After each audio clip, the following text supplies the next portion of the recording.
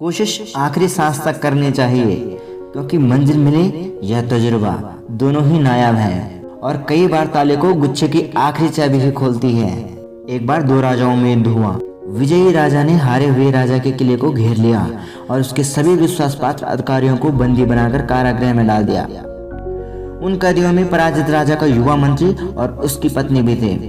दोनों को किले के एक विशेष हिस्से में कैद कर रखा था। कैद खाने के दरोगा ने उन्हें आकर समझाया कि हमारे राजा की गुलामी स्वीकार कर लो, नहीं तो कैद में ही भूखे प्यासे और तड़प तड़प कर मर जाओगे।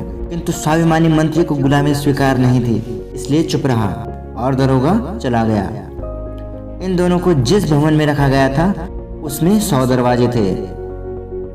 सभी दरवाजों पर बड़े बड़े ताले लगे थे। मंत्री की पत्नी का स्वास्थ्य लगातार गिरता जा रहा था और बहुत घबरा रही थी, किंतु मंत्री शांत था। उसने पत्नी को दिलासा देते हुए कहा कि निराश मत हो, गहरे अंधकार में भी रोशनी की एक किरण अवश्य होती है। ऐसा कहकर उसने एक दरवाजे को धकेल कर देखा। दरवाजा नहीं खुला। लगभग 20-25 दरवाजे देखे, किंतु कोई भी दरवाजा नहीं खुला।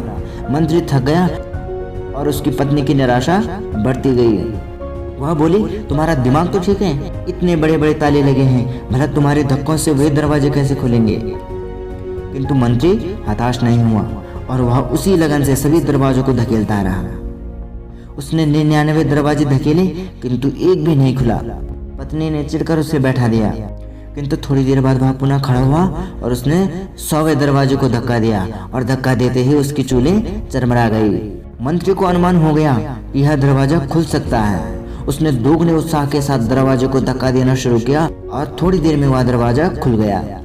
मंत्री ने शांत भाव में जवाब दिया, इसीलिए कि जिंदगी में कभी सारे दरवाजे बंद नहीं हुआ करते। उस दरवाजे से निकलकर मंत्री और उसकी पत्नी ने कैद से आजादी पाली। और यही है असली सच, जो धैर्य के साथ आगे बढ़ता है जीत उसकी ही होती है, और जो आखिरी सांस तक कोशिश करता है जीत उसी की होती है।